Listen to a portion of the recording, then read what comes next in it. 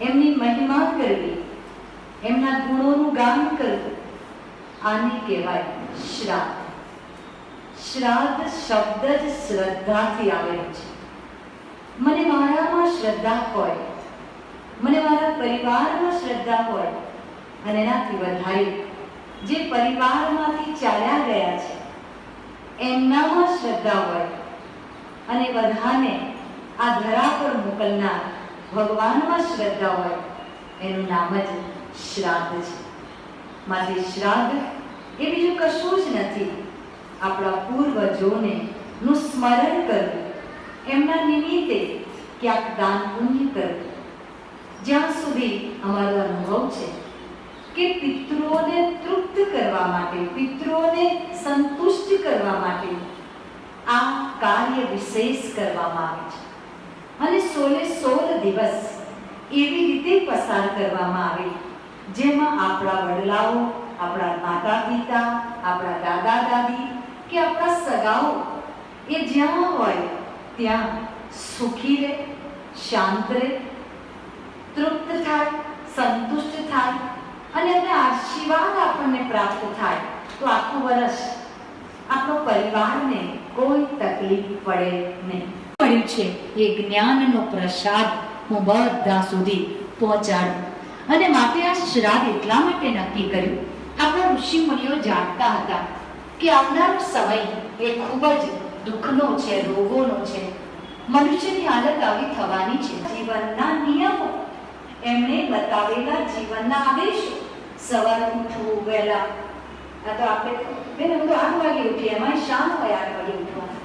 બેન અમે તો 10 વાગે ઉઠીએ, અમે તો વહેલા ના.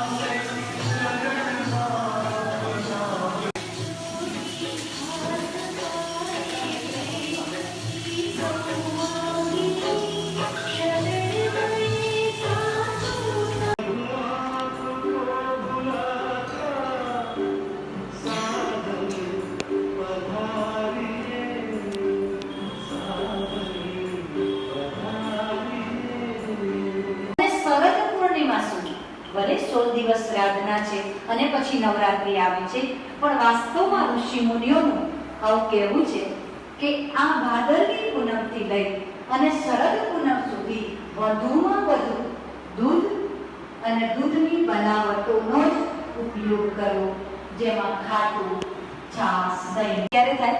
ચોમાસામાં. અને એમાં અત્યારનો પીરિયડ એટલે પિત્ત અને વાયુ. અત્યારનો આ સમય છે પિત્ત અને વાયુનો પીરિયડ. અને આ પિત્ત અને વાયુના પીરિયડમાં દૂધ જ એવી વસ્તુ છે જે પિત્ત અને વાયુને શું કરે? સમાન કરીએ. આપણી વચ્ચે નીતાબેન આવ્યા અને આપણને આટલું સરસ શ્રાદ્ધ વિશે સમજાવ્યું. નીતાબેનનો ખૂબ ખૂબ હૃદયથી આભાર માનીએ છીએ. અને સાથે સાથે થોડીક મિનિટો માટે અત્યારે આપણે પ્રભુ સ્મૃતિમાં બેસીશું અને